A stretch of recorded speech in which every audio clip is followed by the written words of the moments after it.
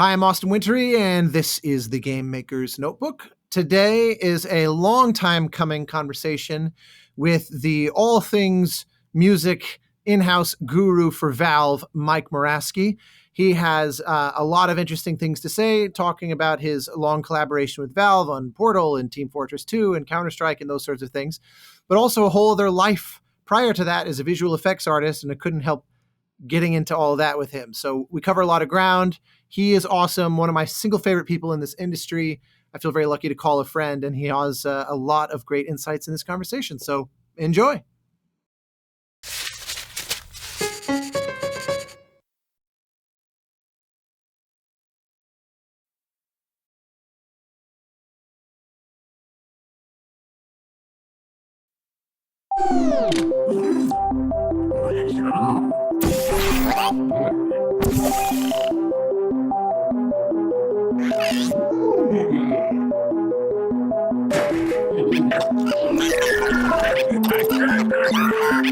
Oh, good.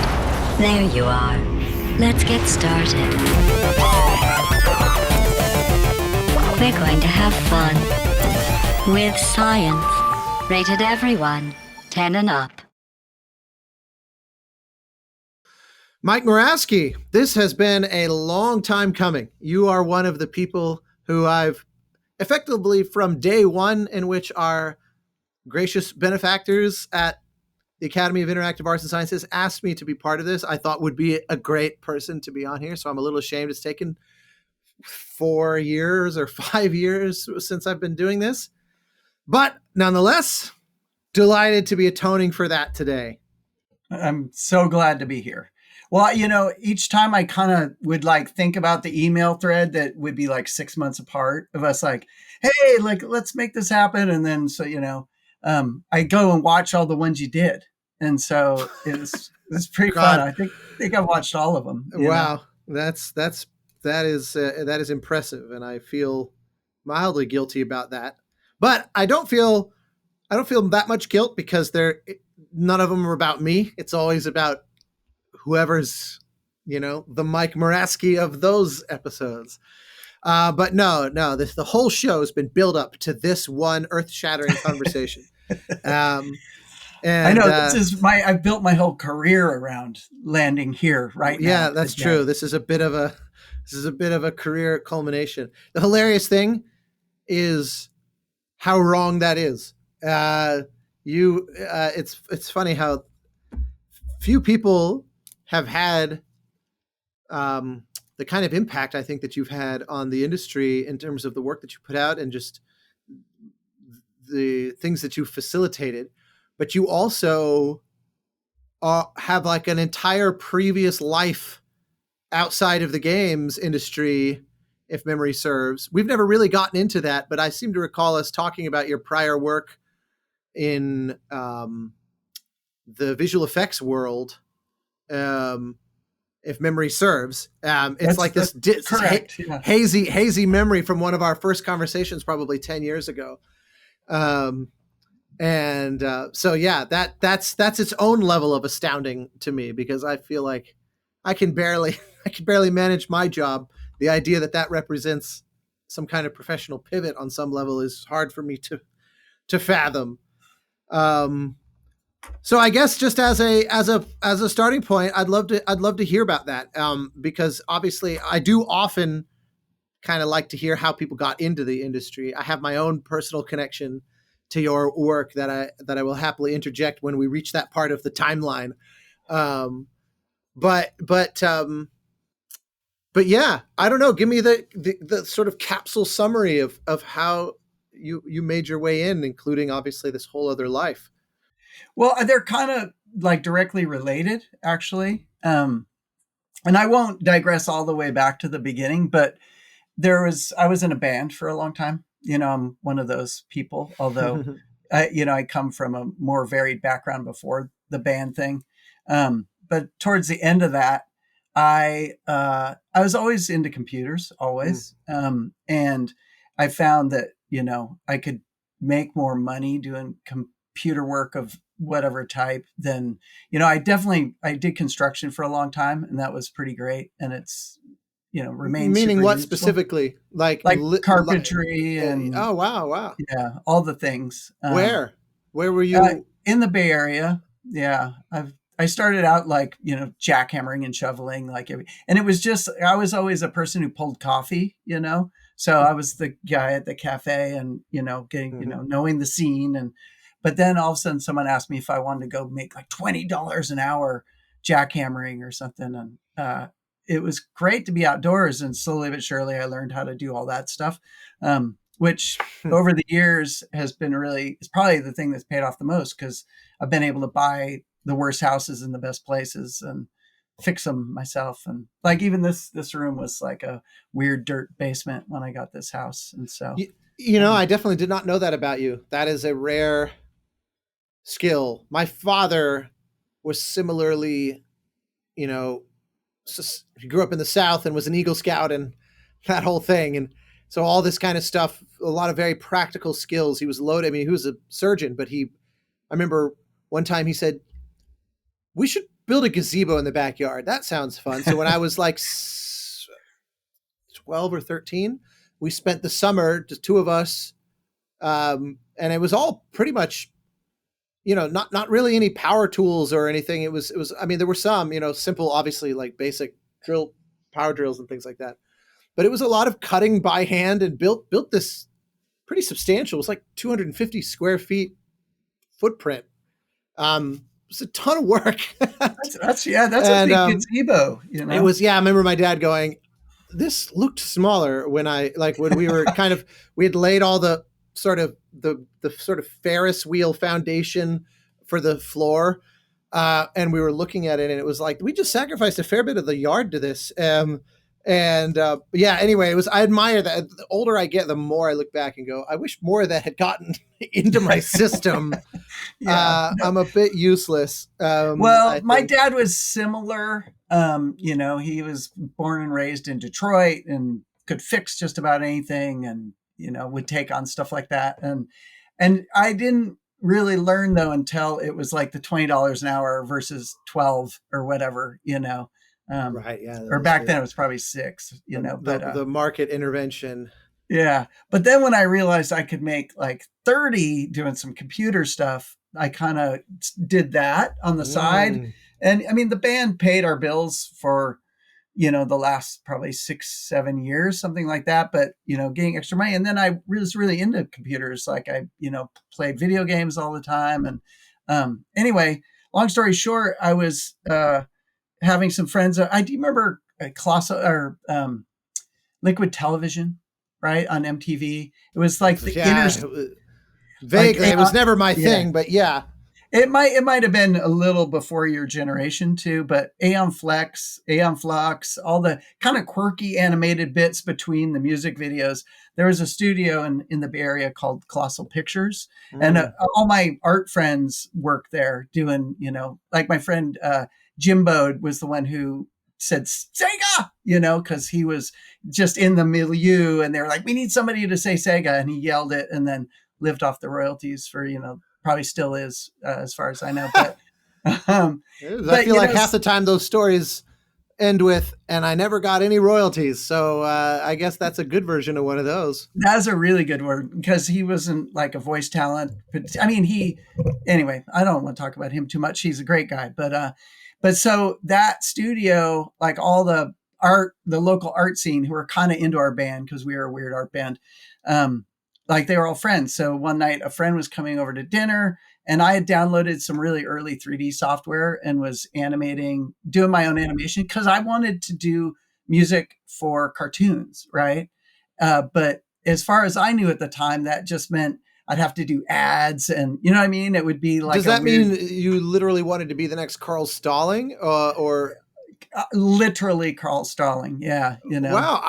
I definitely did not know that about you. And never in a million years would I have guessed that. It was, especially because that's so, if you're so passionate about technology and computers, I think of part of the hallmark of that era is how analog and sort of handcrafted and sort of, obviously it's very technical, but it's also very sort of untechnical. If you get what I mean, so that's an interesting but sort of internal duality. I had no idea.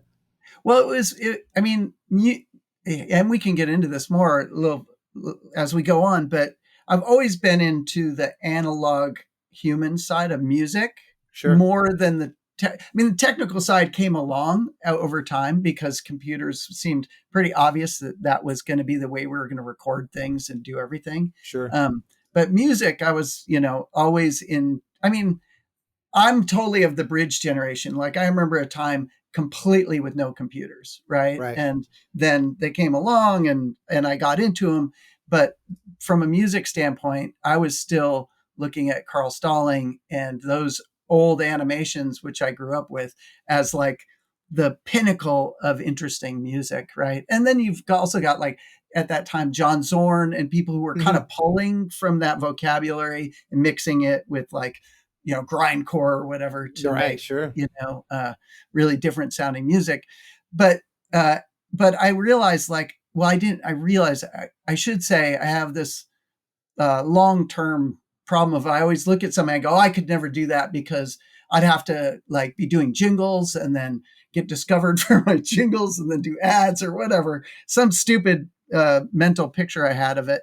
And so I was like, well, then what I'll do is I'll just make my own animations. And so I found some cracked 3D software like on AOL or something, downloaded it, and started making these animations. And I made a little game too at the same time. It didn't, I never finished it. But this friend from Colossal Pictures came over for dinner, caught me in the back of my apartment, like working on this animation before dinner. And she's like, wait, I didn't know you did this. Do you want a job? And I was like, no. Like, I enjoy this. Why would I want a job doing this? I don't want to ruin it, and my band was still fully in force. And so I was like, okay, I just kind of put that in the back of my mind and whatever. Then we went and had dinner, drank a bunch of wine.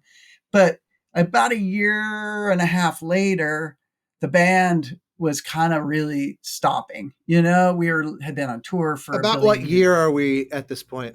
95, 96, probably. Okay. Yeah. And I was like, what am I going to do? Like all I've done for 10 years is be on tour and make records. And so, I realized, oh, right. My friend, Anne, I gave her a call. She's like, yeah, we just started a new studio. That Colossal broke up into 3 or 4 smaller like animation studios.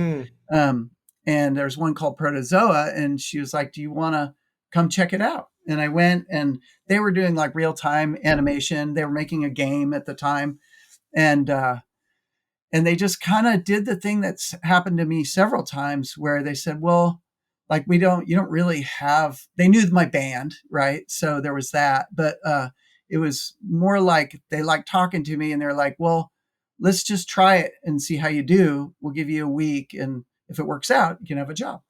And so I just went in, and they had like old SGI machines. They had an Onyx, whatever, not the 2, just the Onyx. So that was like a $250,000 machine.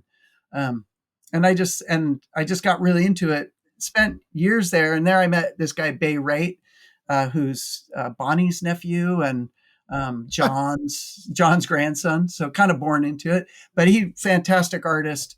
And we worked together for, I want to say 4 years or so, and did a bunch of great stuff. But what is that stuff? I was like, what is the nature of the jobs that were being? Well, if you think about it, that's like internet bubble 1.0, right? So there was, we were in the Mission District in San Francisco, and it was just techies everywhere, and the internet, but you couldn't really there was no like QuickTime. There was QuickTime, but you couldn't download it on the internet. It was too slow. And so we did a bunch of television stuff. I worked for the BBC. I worked for Cartoon Network. Got, a bunch of, kind of television stuff. But we also were doing some internet stuff, and they made a game, didn't really go anywhere, called Squeezels. I worked on that. I was mostly just doing like linear. I didn't really work on the game a lot. But so I did that for a while, and then my friend Bay left and was in LA working on tools or something. And then like called me, and he was like, hey, I'm in New Zealand and there's this guy down here, Peter Jackson, and he's going to make the Lord of the Rings into 3 movies. And I was like, he's like, you should come down here. Like, you would be perfect. You'd love this. They need somebody that has your, skills or whatever. A carpenter. Yeah, right. All those sets and shit aren't going to build themselves. Yeah. Well, I guess, I mean, I'm a real manifester. So those 4 years at Protozoa, like I was like manifesting whatever needed to get done, and he was really inspired by that, because people be like, I don't even know how we would do this. It's so impossible. I'd be like, no, let's just do it. We'll just figure it out. That kind of attitude. And also, well, I mean, at that time though, he was really just like, I mean, this is amazing. They have like these like robot animate like characters that can run around, and I was like, oh, dude, I don't know dragons and elves. Like, I mean, I was a huge Lord of the Rings fan when I was a kid. I read the books, and played a lot of D&D and all the fantasy things that was hot in the 70s and 80s. But at the time, I was pretty into the underground art scene, right? So, but then he was like, all right, well, go check out his movies and then we'll talk. And so I watched I don't know if you've watched the early Peter Jackson, like the films. Frighteners.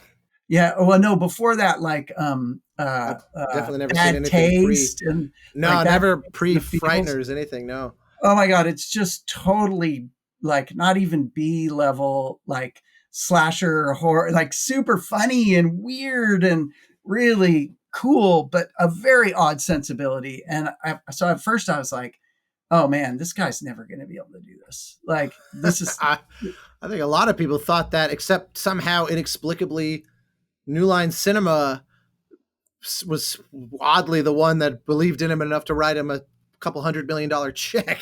I know, exactly. Well, it was Heavenly Creatures. When I saw that was the one when I was like, oh, okay, he can actually do a real movie. Like he can, and then I saw Frighteners and I was like, okay, I don't know the story on this, but I think Frighteners might've been a test, kind of like Bound was for the Wachowskis. It was like, right. Here's a medium-sized budget. Let's see what you can do. Right. Anyway, so long story short, I was like, all right, I'm in. And so I moved to New Zealand and lived there for a couple years and, worked on pre-production on all 3 films and then production on the first one and part of the second one. And then moved back. But so that kind of what was the nature? I mean, there's such visual effect bonanzas and full of animation and that kind of thing. What just for purely the sake of my curiosity, what particular part of it were you specifically plugged into on those? So I was on the animation team, but I was like the third guy on the massive team. So I was the first person that wasn't writing the software. I was like kind of the first high-end tech animator, so to speak. And so I was the lead massive animator or something like that. But in the process, because Massive uses a ton of motion capture and and motion trees, right? Which is very gamey sort of concept. And I had done a ton of motion capture before getting there. And they had this massive motion capture stage. And the only reason I'm so familiar with this is because I just did a podcast interview only about Lord of the Rings last week. But so there was this huge warehouse where they did mocap. Like we could ride horses through there. Like it was very advanced for the time. And I was the only one who'd really done any. So Randy Cook, the animation director, often sent me to direct the digital doubles, but they were actually like the fellowship, right? So I worked with all of the actors in the fellowship, getting them to do mocap. And I designed all the, all the variations of the orc moves and all the, like this type of orc would move like this. And I worked with the stunt people and the swords master and all of those. Is it accurate? Do I remember correctly that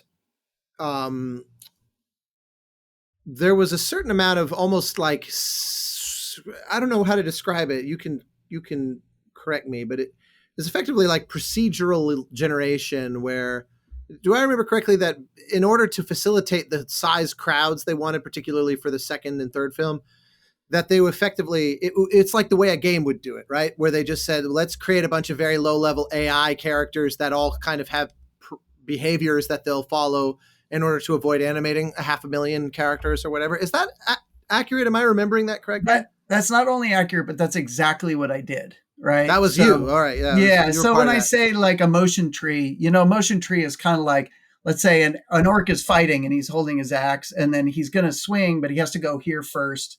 And then, it's like a state machine sort of deal. Yeah, sure. And so I had to design not only the tree, but all the motions we had to capture and how to cut them up. And it really was, it's literally video game technology, except for instead of 30 FPS, it was, 30 frames, or 3 hours per frame or something like that, I remember hearing that there was like the server farm or whatever needed to didn't it like blow out the power the first time they tried to run this stuff? That's like one of those, is that an urban legend or is that a real thing? It's hard to say. I know that running them on local machines was really hard. Like we'd do little mini tests and then we'd put it up to the farm and hope that it was there, or you'd stay. More likely back then, we'd just stay until 4 a.m. But, it's a really brutal. What's so amazing to me about those films is that for all of that, what you're describing, the kind of big leap that a lot of this animation took on a technical level, what makes them hold up so well is how practical they overall are. All the armor and weapon smithing and all that stuff, and the fact that it's a lot of trained horseback riders and and their miniatures are like 40 feet tall, and they're so tactile that the films, there's only a few shots where you go, okay, yeah, they would do this could be a little higher fidelity today, but they're few and far between. It's astounding for such a visual effect driven film how well they hold up. Because I was just reflecting on this last week, like in retrospect, and I kind of saw it at the time happening, but what they did is, they had this, the Weta workshop is incredible. Like that was I'd go over there in the bigatures, we called them bigatures, like, these giant, models, with a Mocon camera on there. And then all the practical stuff was, you're right, it was super visceral. And when I would do shots, because that's the thing is in that business, I don't know about now, but back then you would do the whole thing. You'd get the plate, you'd get the model that was done, you'd get the camera, you'd run your animations, you do the composite, and you'd put together a rough basically of what you're doing and then put it up to the dailies, right? And so it was just incredibly satisfying to get a plate that was shot at Helm's Deep or the bigature of Helm's Deep, and then put characters on it and render them and light them and get, and kind of see those two things together. Because when it was purely digital, it was a hard sell. You know what I mean? It just wasn't going. And so that a lot of that massive stuff, the big crowd stuff, a lot of times if you're close up at all, there's going to be 5 to however many real people in the front. You know what I mean? And it extends all the way to Randy Cook, the animation director. He had been friends with Ray Harryhausen, or was friend.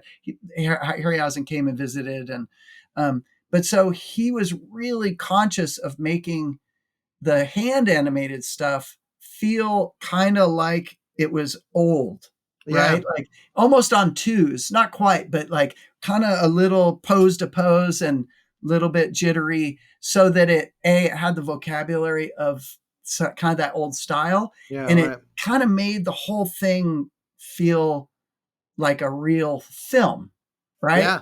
Like not real, but like a real film. And so I don't know, it was really clever the way those, the people who kind of came up with how the effects were going to work with the film. It was pretty genius, Through all of that, was music backburnered, or were you still playing? Like, did you have a secret Weta band of a fellowship of the Weta guys that made a band together? Like, how were you able to keep that part of your life, or was that part of what drove you eventually to Valve? I did. When my band stopped, I was kind of like, I wasn't burned out on the band, but I was burned out on making a living doing it. Right. And Right. so it was sort of, uh, I mean, I've always had this pretty much from the age of, 14 on, even though 14, it was probably two boom boxes that I was bouncing back and forth or whatever. But there I had a studio in the back of the house and I didn't have a lot of time, but I mostly, wait, I think it's, yeah, see that acoustic guitar back there. It's Yep. it's a mini Paracho from Mexico. And that's pretty much all I played the whole time. So I would go in and just record in my studio whenever I had spare time. All manner of things. I've got boxes full of cassette tapes of, just Wow. shit I've done for myself over the years. So I didn't really stop, but I wasn't super, I mean, where you're working, I don't know, 16 to 20-hour days, some for parts of it. Right. And so it Sure, it's wasn't, just a practical. Yeah, of course. That's where I was curious if just knowing that the story eventually ends with you making your way into music at a very professional level. Sometimes those stories are, I just couldn't handle it anymore. I needed music to be the focus point of my life, and that's because you're obviously in a very different space working down yeah. there. Yeah. So then, yeah, what was it? If you had the outlet, obviously it's not that your soul was starving per se. No, it wasn't. It's interesting. I spent probably almost 10 years doing the visual effects stuff. I worked on the Matrix films. I worked on Catwoman and Spider-Man and a Matthew Barney film, which was really cool. But the whole time I was, like I said, I was always making music along the way. And towards the end, like the transition, there were a couple things that happened. Like there was a studio in LA called Rhythm and Hues. Mm-hmm. That was like a big effects house. Yep. And I remember really clearly when that place went down because it was the one where there was like a protest at the Academy Awards and, Yeah. Right. and stuff was getting outsourced overseas. And I was kind of getting older too. And my positions were, becoming supervisorial, and Right. I was just not in that world at the time. It was mostly about power and information control. And I just wasn't, I was like, no, I want to make stuff, Yeah. Right. like I'm really, and so I kind of did a quick like assessment at one point where I was like, okay, I love music.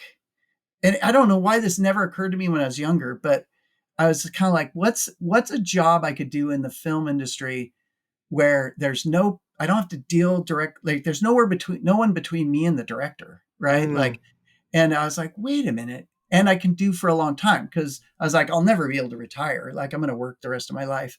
And, I was like, well, John Williams is old, even though back, he wasn't really very At the old back time, he then. was the tart age of 50.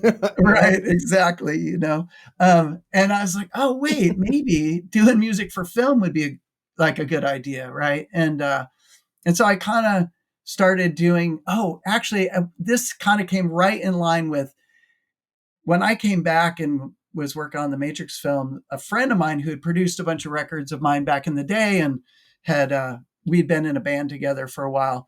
He was doing the soundtrack to this narrative feature, like an indie feature called Dopamine. And he had me come into the studio and just make up a bunch of guitar. I played guitar a whole bunch, and I played sitar, which I'd never touched before. And he basically he did that style of thing where he just kind of took all those pieces and chopped it up into making it something, And I was literally going to see, I think, I don't know, the third Lord of the Rings or something I forget. I was going to see something I'd worked on, and I was at the theater, and the lights went down, and this guitar came on, like in the theater, right? And I was like, God, that's really familiar. And all of a sudden, I was like, oh, wait, that's me. And like, he had used my guitar and it was like the opening to the trailer for this film. And I was like, God, that was cool. Like, that was amazing. Like, I want to do that again on purpose this time, Um, and so those two things kind of happened at the same time. And also my friend Bay, who, had been on Lord of the Rings and designed Gollum's face and solved all the technical parts as well as like wiring up all the Amy. He's an amazing artist. He had taken a year off because he was leaving Weta and he was like, I don't know what to do. And I was like, dude, you have money, just take a year off. And so he got an Airstream and drove around the country thinking about what to do. And then he called me again, same thing. He's like, dude, I'm at this place in Seattle called Valve. They made Half-Life and you should come up here. And I was like, if I'm going to, he wanted me to be an animator, right? And kind of director, that kind of thing.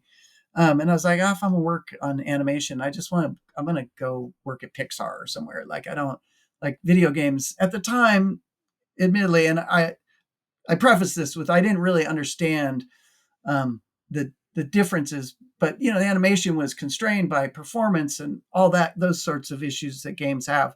The real time is, like you said, 400 hours of rendering or whatever for a shot in Lord of the Rings. Not exactly the same constraint games still to this day have to deal with. Yeah. And so anyway, I was like, again, no. And he finally convinced me. Were you much of a gamer at that point? I mean, I know you said you were into D&D and stuff growing up. Did that translate into being into computer games or video games? Yeah. I mean, I kind of, I had my friend had the first Pong machine and I played that and, it had a Atari and a Commodore and I was super into, which machine was that? But anyway, the one that, the big Mario, was it Nintendo? Anyway, I forget, but I finished Mario a bunch of times. I had a Game Boy on tour. I played, all the Sega games all the way through to the end. And these animation houses too, all have high-end machines and they're all networked together. So, 5 o'clock would roll around and someone would boot up Doom or whatever. Quake or something. Yeah, right. Quake, and, and so there was a lot of that going on too. The glories of the 90s LAN gaming were just the greatest. That was very few things in life will ever, I think, compete with the joy that was that, the closed circuit multiplayer playing Quake and Doom and it's such a Rainbow Six was one I particularly loved. I can feel it just like, connecting to the server, to the other clients. Oh my God. Times. Yeah. So I played games, quite a bit. Like I wasn't I guess I was kind of a heavy gamer, but at that point too, Counter-Strike was around. So I wasn't like elite gamer. You know what I mean? I wasn't, LAET. I wasn't in that world. You mean 733, you can't translate into proper letters if you're going to drop elite into the conversation. That's right. Yeah, exactly. But so anyway, or 1337 rather. I was a gamer and I built my own PCs and all that stuff. But it didn't occur to me, I think I've heard a few people on this show say that, like, it just didn't occur to me that was a thing that you could do until Bay called me and he was like, well, we want you to do animation and whatnot. And I was like, no. But he gave me like because I was kind of getting out of the effects thing. And so he got me some contract work for Valve that was animation centered, like a tool for changing the animation from different size characters with different limbs, that kind of thing. And so it just was a cool way to kind of get to know the Valve people. And in the process, like my slow brain kind of ground on it was like, well, wait a minute. Don't you guys need somebody to make music? And they were like, well, yeah, but we've got Kelly Bailey. And, rightfully so. He's like, well, if we're going to hire somebody, I'd rather hire a programmer and not a composer. And I was like, okay, fair. That's cool. And so I just kind of went about my own business and got a few small films. And, I was still doing some part-time, like some contracting for Valve and a little bit of contracting effects work. And then he called me again and we were talking and I mentioned some film I'd done. And he was like, wait, you're still doing that? I was like, yeah, well, I didn't quit just because you didn't hire me. Like this is what I'm going to do. And so right at the time, I think it was episode 2 was happening with Portal, the orange box, and Kelly was overloaded. And so he said, why don't you fly up here and we'll just do a on-site test? Because people were dubious, like, do we really need a composer on site? Like, so on and so forth. And so I went up and spent 2 weeks there composing some music for an animated short that never saw the light of the day, really. It was the Chell character from Portal, but it was in the Half-Life universe. But people loved it. They loved having me there. They loved the music. And so then I went through the proper interview grind and got a job. And so that was the transition was just like, kadoosh, And that was 2006 something? 2005. Yeah. Okay. This is my 20th year. So coming up in the fall. So yeah, in the fall is when I would have gotten the contracting. So I probably, it was like late 2005. And then I moved up there. Yeah. Late 2005, 2006 is, that's about right. Yeah. There were a couple other tests in there too. Like Team Fortress had its first trailer and they were like, hey, it was a Friday. They're like, hey, we can't seem to get the license for this tune we wanted to use.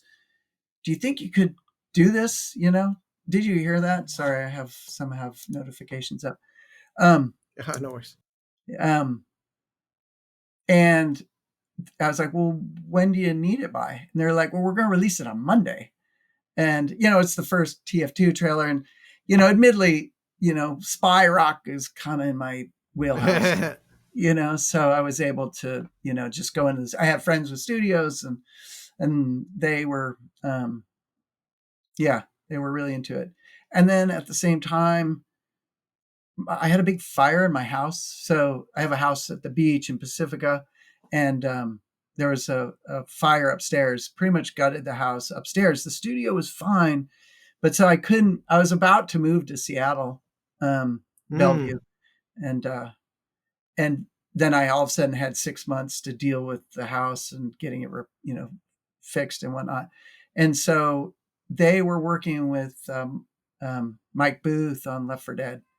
And basically, even though I wasn't like a full-time employee yet, they farmed me out to Left 4 Dead. And so I was kind of doing a little bit of both, but Left 4 Dead was all remote, which is crazy back then. And then... Well, you were a remote employee, I feel like, long before it was cool. And, because I mean, as long as I've known you, which obviously I didn't meet you until almost like 7, 8 years after that initial, because we met, I'm pretty certain it was in 2012 in the wake of Journey coming out.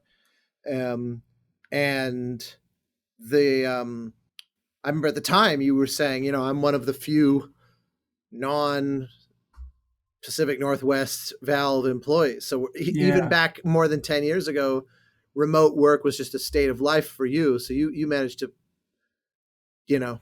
I made it. I was innovate in that space. Yeah.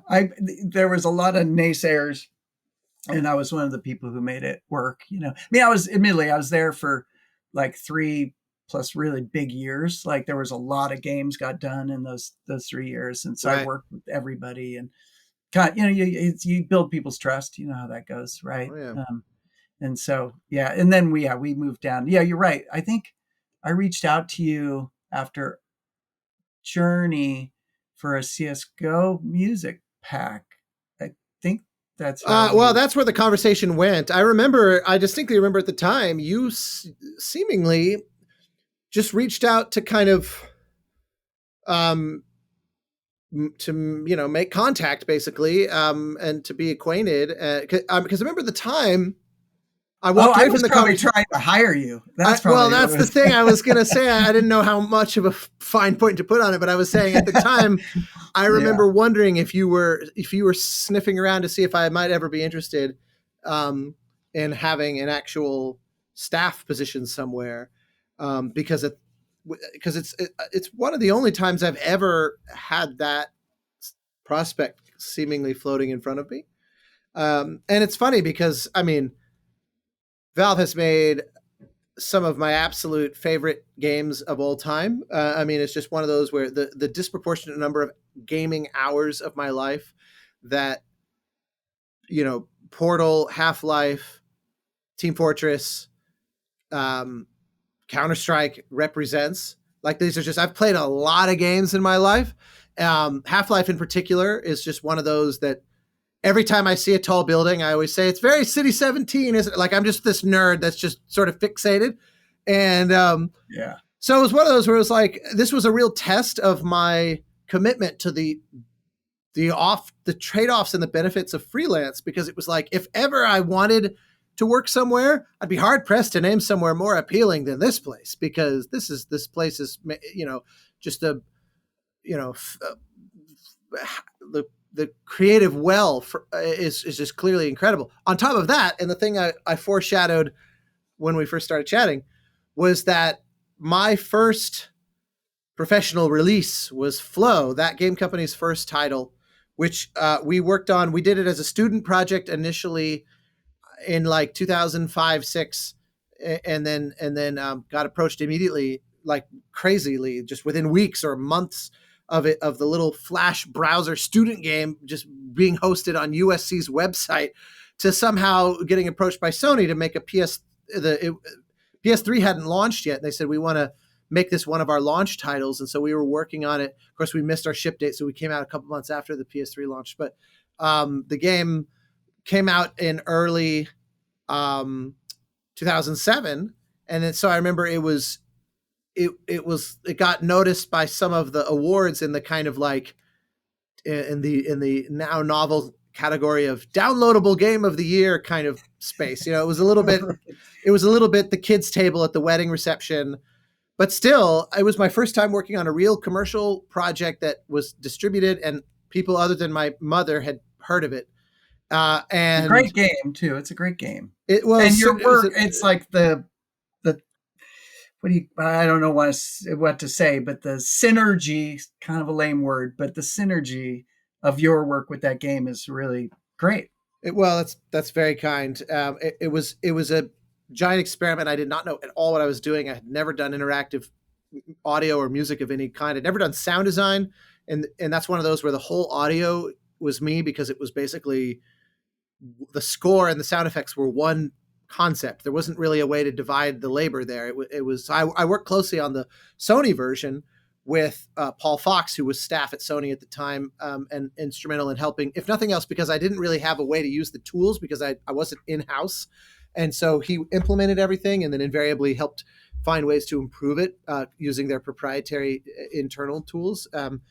But yeah, in any case, I remember Flow came out the same year as Portal, because I remember going to like the Choice Awards and we're nominated, and then like Kim Swift and you people were all one table over, and it was mind-blowing to me to be part of all of that, because I was like, I play that game. Like I felt very suddenly and shockingly part of it in a real way.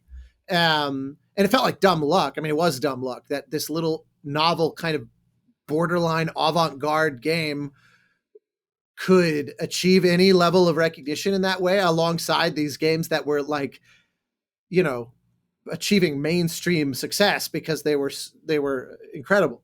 Because 2007 was an astounding year. I mean, it was like Mass Effect and Assassin's Creed and a bunch of other quite notable IPs launched alongside Portal. Pretty sure BioShock was 2000. Was BioShock? It was that was a really great year. In fact, there's kind of 2 or 3 years in there where just every year something was in the water somehow. Yeah.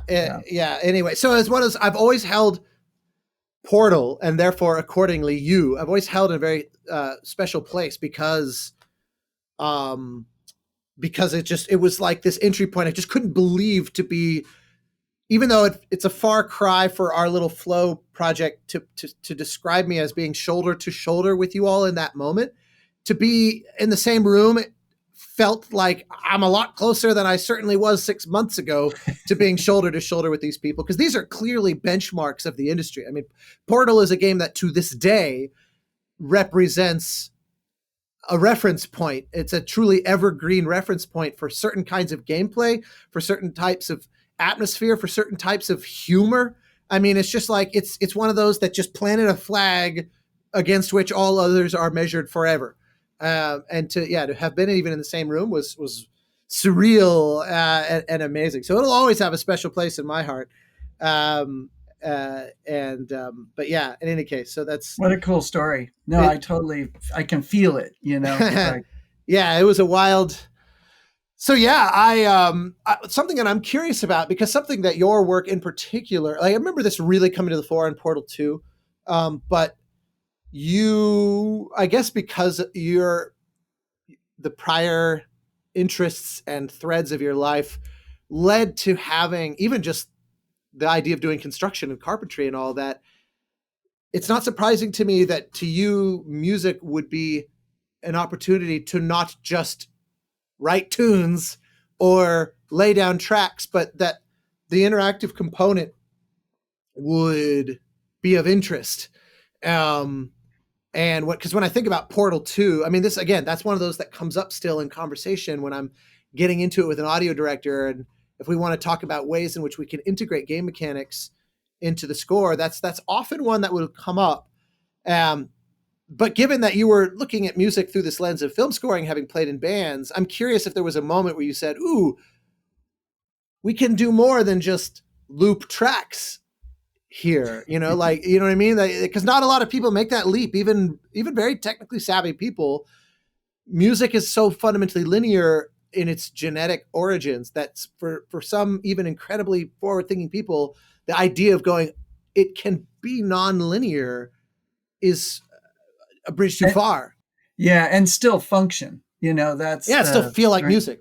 Yeah. That game. Well, thank you.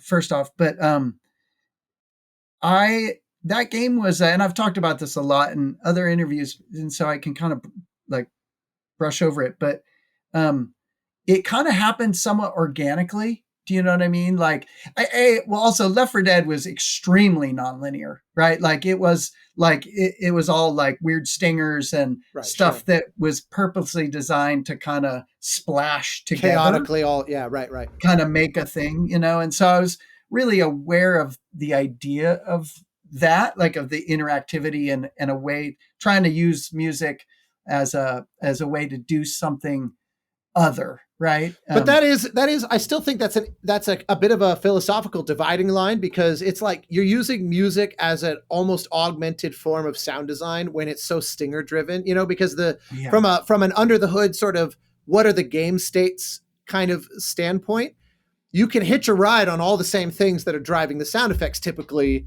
in that sort of thing, which is, it's a whole other level of evolution to go, yeah, but what if it's contiguous music that's supposed to cohere? You know what I mean? That's where I'm curious when that clicked and where you started playing with that. Well, and Left 4 Dead was also, and I try pretty hard to not have opinions around this stuff. It's more like observations and sort of trying to do, it's the Valve thing of like trying to do the logically smartest, best, most creative approach, right, to something. And like Left 4 Dead to me, like that whole sort of, safe room model to me, and then like kind of the B horror film component really felt to me like a 70s TV program, right? And so all the stingers and that sort of thing made sense, and then just the chaos of the game, right? Like it fits like a glove. Don't get me wrong. I don't mean to imply otherwise if it sounded like that. Right. But there really wasn't much opportunity except for maybe the tank. Like there's some big themes and whatnot, but it still was like a repetitive, the whole point was repetition, right? So you hear that thing for the 50th time, you love it, and B, it terrifies you, right? That kind of it's a Pavlovian association. Yeah, and so that was the thing that got me. TF2 is just pieces of music, really. All of it's just very Italian and American Spy, really cinematic style. A little bit purposely what's the word? I'll come back to that. Anyway, but so then, yeah, Portal 2, I was kind of coming at it the same way, but I was really trying to do the thing of representing game state.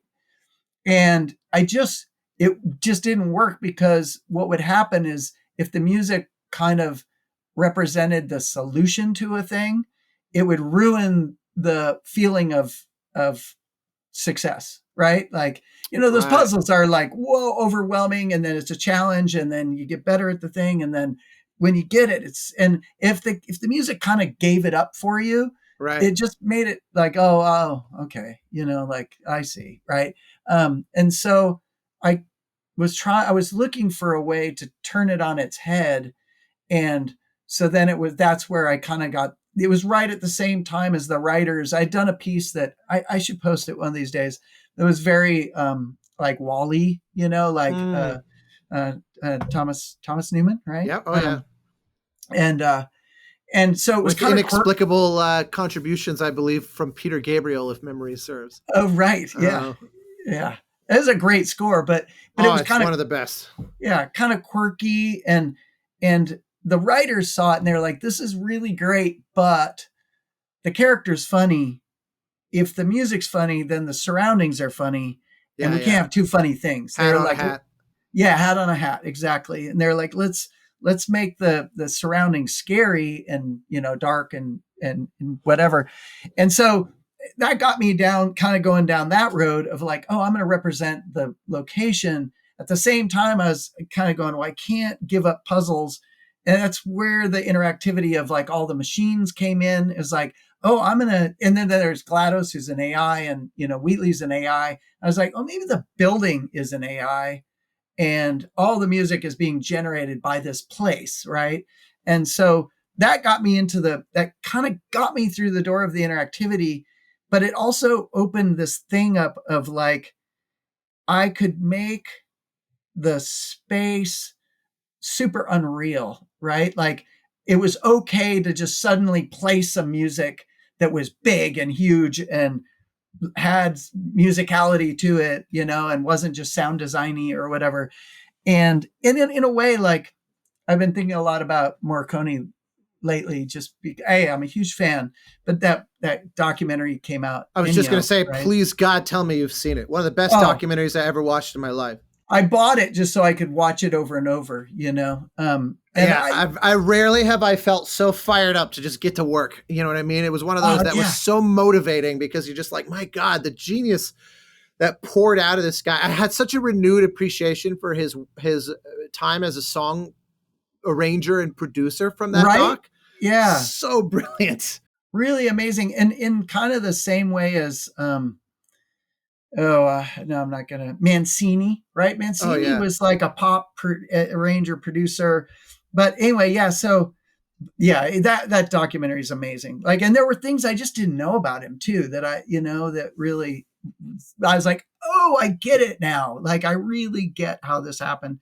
Agree. But the thing that really strikes me about him in that film, helped me understand, is that he had so much trust in his like directors, that he could the way he got away with these giant themes is that he just put them over a scene that just didn't, like, on the surface, you'd be like, oh no, you don't put a big theme right here. Right. It's right. Like, usually, it's like their themes go here and here and here, and then there's pablum in between, you know what I mean? Yeah. But he just like slap a theme over some weird scene that was like, and it worked amazingly. And so I started something about thinking that the portal space was this like creature, and GLaDOS speaking into your head, and the machines making this music that doesn't necessarily come from a machine. Maybe it's coming from your head. It kind of just gave me this weird permission, I guess I needed or felt, to just go to town making everything make music, right? Like, and kind of just paint the whole thing with music, except for obviously there's times when it's soundscapes and whatnot. But and it also presented a lot of relatively, I guess, not opening, but simple problems to solve, which is like, it's track that's relatively linear, right? Kind of like, Journey had that was a really the way you put that together, because it had that thing of you go, right? And then there's that weird time where there's a choice or whatever. but there's definitely finite possibilities of where it's linear, but with some give. Yeah, exactly. And it's kind of learning how to go through that, kind of mixed with this permission to make the whole place sound like a thing, and then the kind of the operatic component, whatever. But yeah, that really, I learned a lot, and I learned, those kind of things that like that up to that point I hadn't really bumped into. And I would say so far, Alex I could have gone down that road, and Alex more. I didn't, and we can talk about that. But I would. It's one of those things like the holy grail of like a piece of music that's evolving and making the decisions you'd make as a composer, but on its own. That's like, and still feeling like a piece of music. Like that was sort of the first place where I was like, oh right, like I'm starting here and it's not ending for 10 minutes, and it's going to have a thing and a flow, and it's telling the story and having layers that, okay, this is looping and this is kind of holding it down underneath, but then I'm going to change its mode. So then the top layer completely changes its meaning when the mode underneath changes, basic stuff like that. But yeah, it's funny that I've never actually heard you describe it in those terms before, but it makes total sense, because for years I've struggled to explain it to people. I love this idea that you're sort of likening the world itself to being almost like this creature, because it's so intuitively clear. What I love about it is it's become for me one of those touchstone examples of games opening up a form of storytelling that has no analog elsewhere, because it's novel to what games offer. So, for example, I love using The Last of Us as one of the examples of this, where I say, if you're a writer who wants to tell a story, you've got all these different media. You could write a poem, you could write a theater piece, you could write a novel, you could write a screenplay. And I said, what's interesting about writing a game, as distinct from all those, because I said one of the things that The Last of Us makes very clear is that this is not an RPG type game where we want to give you some agency in where the story is going to go. In fact, it's so deeply committed to the opposite that it is a game that is essentially forcing you to empathize with someone that it's actively trying to make you not like. And I said that felt like a form of storytelling that I'd never felt before. Because when I got to the end of that game and it forced me to do a thing I desperately did not want to do, and I found myself, and the game shed its realism for a moment. Normally, clock runs out, guy comes in, kills you, and you think, oh, I've failed to meet the kind of win state of the moment, to use industry terms. But like, right. It needs me to effectively solve a puzzle, and the moral implications of like the narrative of that puzzle are what they are. But this was like, the game effectively broke its fourth wall and said, we will cease time in order to make you do this thing in a way that feels voluntary. But the game will stop and wait for you to do this. And it was this forced empathy. And I just remember it blew my mind. At the time, it took me a while to kind of process it, because I thought it has now told me a story in a way that it could only tell me this way. Because if I had not, I pulled this trigger and had to know what that's like, and the game was willing to wait for me to figure that out, that it just blew me away. Similarly, the idea that the environment comes alive with music, where it's not quite diegetic and it's not quite non-diegetic. Yeah. I've tried to explain to people, games offer this opportunity to tell a story. I remember once watching a panel at GDC where Emily Ridgway was talking about the idea of, she was just spitballing, like, imagine solving a puzzle in 3D audio environments where, because we get to write the laws of acoustical physics in our games, we can have an emitter putting out a sound that stops at a point, and then another emitter that stops at another point, and then we have this kind of 3D Venn diagram of space. Well, what if you could only solve the puzzle by standing in this exact location where the two spheres of audio overlap, where a little bit to this side, a little bit to that side, you get one or the other, but you need both. She's like, we could create really cool audio puzzles with that kind of headspace, because why not? We can author the world. And I just remember going, that's genius. That's so true, because especially imagining a score behaving by those rules where you go, it's physically following the boundaries of the world, but it's non-diegetic music. What the fuck do you even call that? Yeah, that's a new concept. I have struggled with that, trying to, not struggled. I've been super inspired by that idea since Left 4 Dead, because it really is like, there's a theme coming from a player because they're being eaten by a zombie over there. And yeah, it's a stinger, but it's also part of, you know what I mean? It's like, what is that? That doesn't exist. I've seen it maybe a couple places, like Mega Mind. I think there's a moment when those flying drones kind of make music, and in somewhere the Sofia Coppola film, they're like in a like casino, and all the background casino machines are making the score to all, it's so occasionally you see stuff like that, but in games, I did a comedy, just as a little parenthetical insert. Sorry to interrupt you. I did a movie 10-ish years ago. It was a tiny little indie romantic comedy it was a romantic comedy twist on it, because it was a straight adaptation of a Dostoevsky short story that he kind of genre flipped into this romantic comedy that's much more in the vein of Charlie Chaplin. It's like a very innocent kind of, romantic, not romantic comedy in like a 90s, Father of the Bride kind of sense. It was more of a timeless Charlie Chaplin vibe, modern times kind of sensibility, but very weird, also very surreal. It's like, I always said, it's like if Woody Allen and David Lynch collaborated on a film, like it has this very odd, heartwarming quality, but it's also very surreal and strange. But it's also a Dostoevsky short story that's been adapted. And one of my favorite things I ever worked on, no one saw this. I mean, this is a tough pitch, and it was also a little budget, little tiny indie movie that had no famous people in it or anything like that. But anyway, because the director, he loves looking for these kinds of opportunities. There's a funny scene where these two guys are fighting in an alley, and I go full flamenco guitar, like highly energetic, characterizing this fight scene, and I'm playing accordion, and it's very silly. But then it was totally the director's idea. We cut, like, it's all this tight handheld camera work. So it's a very claustrophobic, and they're kind of pulling on each other's beards, and it's very like awkward, and they're making all these uncomfortable sounds. And so the music is very in your face.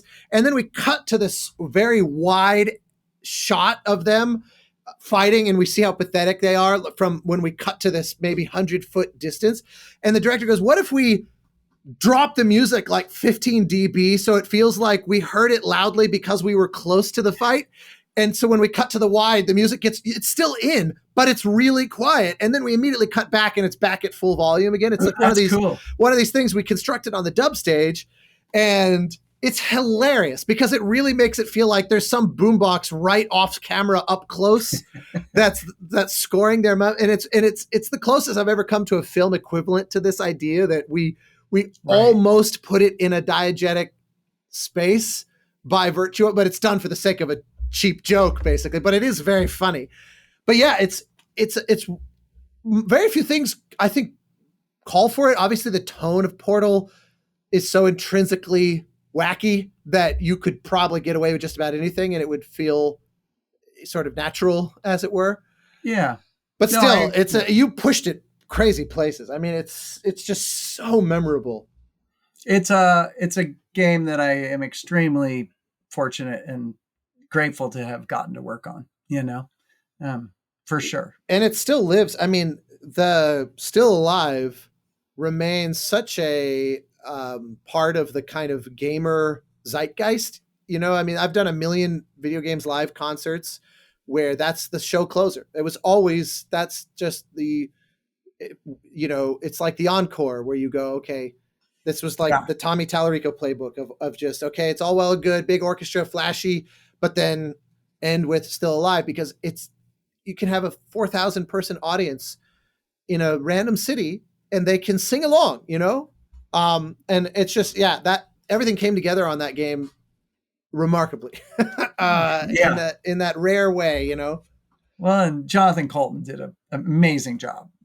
Like that tune came out great. And in fact, I think even on the second one, when he was supposed to write two tunes, right? There was going to be sort of the one uh, that ended the first game, and then one at the end of the credits after the ending, right? The Right. co-op ending. But he only did one, and it turned out, it was in very late in the game. So there was a little bit of a like, oh shit, what are we going to do? But there was also like, everyone had been talking about how the whole thing is an opera. And so it was like, well, let's just end it like an opera. You know what I mean? So it kind of even was a gift, even in him going like, it was just too hard to write one, like, which I totally appreciate. It's a lot of pressure. Oh Um, yeah, it's the but hardest thing than the only thing harder than writing a hit is being asked to follow up a hit. Right, exactly. Yeah. So, yeah, no, like I said, that was a really great era to work on. And the truth is I was just thinking about this the other day. I was working, I mean, before my machine caught on fire pretty much, but I was working, and there's a point in every game where suddenly I'm like just the inspiration of it like overtakes me, Mm-hmm. and it's not like I need it. It's not, I'm 99% perspiration, 1%, Yeah, but absolutely. every game, and that is it's kind of like nothing else, where all of a sudden you're like, oh, I know what I'm going to do, I've like, always I've always described that moment because I absolutely relate. I've always felt like that's the moment where something about the game finally told me what this score is. Because like you said, on a technical level or on a craftsmanship level, if you just need me to throw music at it, I could do that. I could have this whole thing done in a week. Like right. if I had to power out 10, 15 minutes of music per day, I could do that. It would be pure perspiration though. There would be zero curiosity in it, because if it's just Yeah. like get it done, you don't have time to ask yourself these higher level questions. Fortunately, those kinds of jobs are pretty rare in games because you usually have a lot of time to noodle on it, and thank God for that. But yeah, that moment where suddenly you realize I just clicked what this is supposed to be is so. I love those moments, and in fact, there's nothing more satisfying than when it's like a year in and you've already written a bunch of music. And at least in my case, I'll go, I'm going to throw away everything I've done up to this Yeah. point because I just thought of something better and I have to redo all of like everything has just been aged out Yeah. by that, and And I don't know that's about, exciting. yeah, I don't know about you, but when that happens to me, all the stuff I've done, maybe not all of it, but a vast majority of it will be no longer good to me. You know what I mean? Yeah. I'll be Oh, like, oh, that's terrible. Like, I don't know what I was thinking. Like, that was just not even close. yeah. You Yeah. start judging your collaborators, going, "You liked this? You were on board with it? You were supposed to have been, the angel on my shoulder telling me there's a better way." Yeah. No, I totally I love those moments. You're saying that was a recent feeling you've just had that you said the other day. Yeah. And, obviously So can't talk about it, as I but, say, so years from now, I'll get to know what the hell that was about. yeah, Um, well, probably. that's Well, I can't intriguing. say how long, but, at some point. Yeah. Well, if ever a company has mastered the art of making all of us learn patience, no company has achieved that. I suspect better. But all good things worth waiting for. No complaints either. So all right, so I'm curious then. Obviously, the way that we came into each other's lives in more kind of concretely professional terms is, of course, Counter-Strike Global Offensive. One of the true gifts in my life, I must say, because rarely has there been a thing.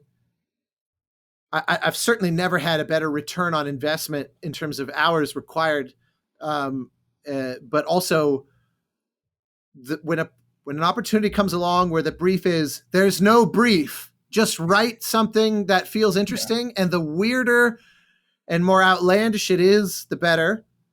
I don't actually know where this whole concept came from. The whole music kit. I'm sure you explained it in the very first call we had 10 years ago about it. But to me, it's one of the most, never mind that it's like, and especially to a certain type of gamer, it's by far my highest pedigree to be able to go, I've got some music in Counter-Strike. Like there's a certain kind of gamer that is all that matters. The journey, meaningless, because Counter-Strike is life. Like my nephews. Yeah. Yeah. Oh, yeah. There's certain people that, particularly, there's a certain age range where it seems to be like, that is the Counter-Strike. That's where when those people were like in high school and the game hit its stride, it forever will be their most meaningful game experience. And I get that, like I said, for me, that was the point and click adventures of LucasArts. Like when that crew was hitting their stride with, Monkey Island 2 and The Dig and Full Throttle and Grim Fandango, I was like exactly at that age where it defined what art could be. And so it's just, to this day, it has this magical place in my soul. But so how did this come to be? Because it's the coolest thing. Okay, so there's a bunch of different things that happened, but I came off of Portal 2 and Dota was already happening. Tim Larkin was on that and had that under control. And Valve is a very, in New Zealand, they have a term tall poppies, like there's no, I don't know that you don't want to be a tall poppy because you get, cut down. Right. Yeah, sure. It's not quite like that, but I had just gotten a lot of attention and notoriety from Portal 2, I mean, it's like, if you were to count the free downloads, it's just like quadruple platinum or something, it's just crazy. And so I was kind of like, okay. And it was making me uncomfortable at work, right? Because I was doing a lot of interviews and now it's lightened up a bit, but back then it was kind of like you just didn't talk, and because we're a flat company and we don't talk much, and it's all not that it's a secret, it's just we don't want to screw up. Like in the first week right after the Orange Box came out, I got an email and someone said, hey, you should think about doing a free weekend, right? And I was like, oh yeah, I heard people talking about it in the hall. And literally like 15 minutes later, it was like on the front page of Kotaku, like Mike Morasky says TF2's announcing a free weekend or something like that. And I was just like, oh no, like, like I'm the new guy, like, oh, sorry. Like, oh, in hindsight, it actually says a very positive thing about Valve as a workplace, that didn't cost you your job, that there was a great, cause I've had friends who did way less than that, like in a similarly innocent, but also less consequential and way less signal boosted, and definitely did lose their job. And where there's a somewhat black and white corporate policy where you're like, well, I mean, that's true. So it actually, I didn't know that story. That to me shows that it really is people that run that place that were, willing to see it for what it was, which is obviously an innocent mistake. Well, and they're, I mean, there's definitely some, frowners for sure, like, I don't know, Morasky, that kind of thing. But then there were people who were like, well, yeah, this got leaked and that, they're kind of like, just careful. Yeah, right. Yeah. No, somebody emails you, careful what you talk about. But it also kind of played to that thing of like, there are like, we don't have roles, but there's a person like, Robin Walker was pretty much the face of Alex, right? And he hands out credit as it's due or as I don't know how, it's all human. So there's no they or a policy or anything. It's just however it works. But usually there's a person, so they kind of know the message, and it's not just a mess of everybody who works there making their own shit up, basically. Right. And so, This was, and so I kind of was like, Portal leads to Counter-Strike. All of a sudden, I'm like out, in public eye a lot. And as long as I'm talking about the game and what I did and all that, it's great. But they kind of reached a point where it's like, okay, I'm working on a new game. And two things happened. I was like, well, do I really need to be the person that does this game? Like I kind of sank into the background. It was a real problem getting 1.5 and CS Source, like kind of getting those communities together and figuring out how to do it. And so, I kind of became a developer, But as I was doing it, I was looking at the music and I was like, first off, like the players, most Counter-Strike players at the time were like, turn the music off, turn on Spotify didn't exist, but whatever, put on your CD and just play your own music. And what they listened to was just off all over the place, literally all viable music. Yeah. Right. And so I was like, okay, that's not helpful. And then I was looking at it from the terrorist counter-terrorist thing. Like, am I going to do kind of some Basque music? And, how do you represent two sides of this very difficult coin, Yeah. So I had some ideas there but at the same time, they were talking about how the real future of the game was this economy. Right. And right around then I gotten a mullet, hat in TF2, and it was like this 150 polygon mullet that went on your character and it was worth like $2. And I was just like, wait a minute, like this, it's not even a real thing.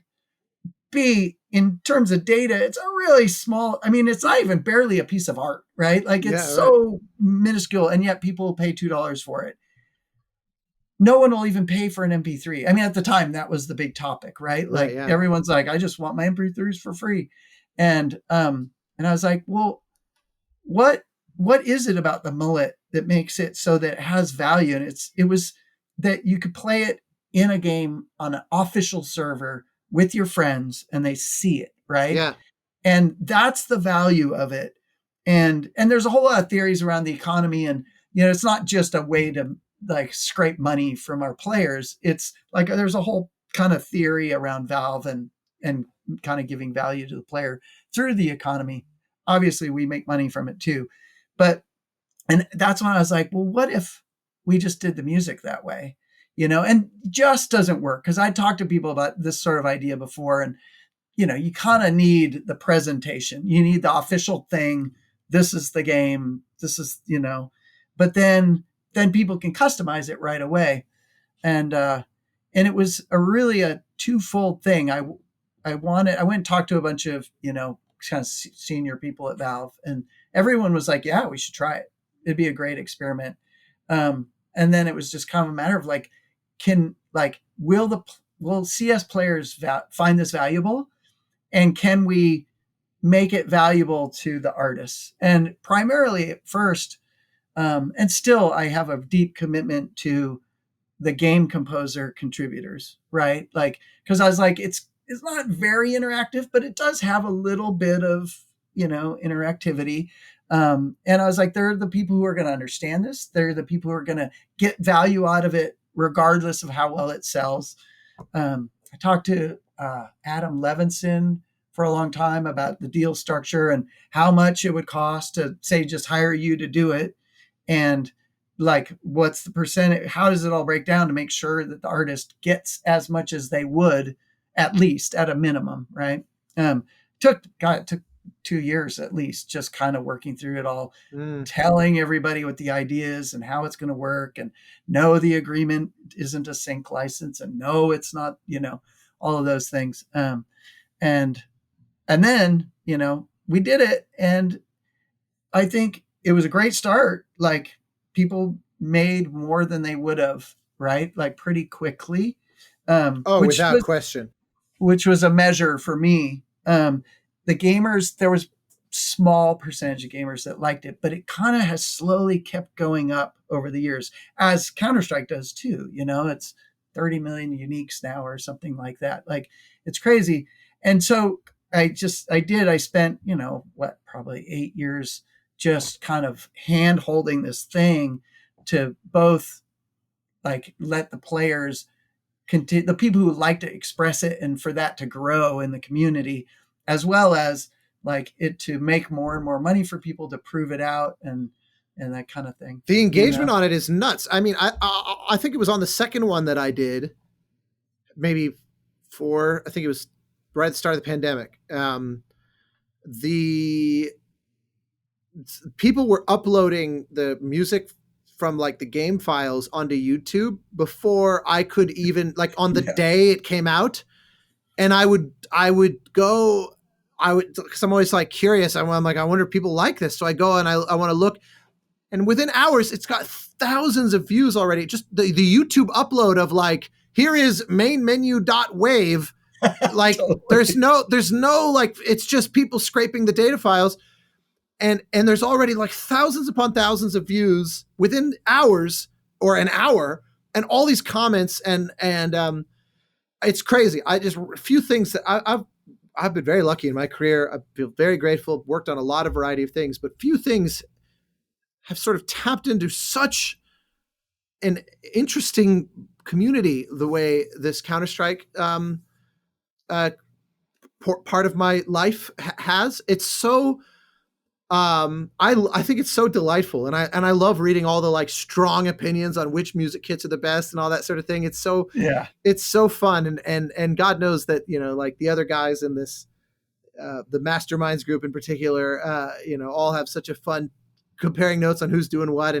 But the thing that you need so much credit for this, that the idea was, what's the zaniest thing that you can come up with, because the whole point is to be a value add from whatever a baseline experience could be. And the more that feels like a venturing off into crazy forbidden forests for the player, the better, because that's why it's worth paying for at that point.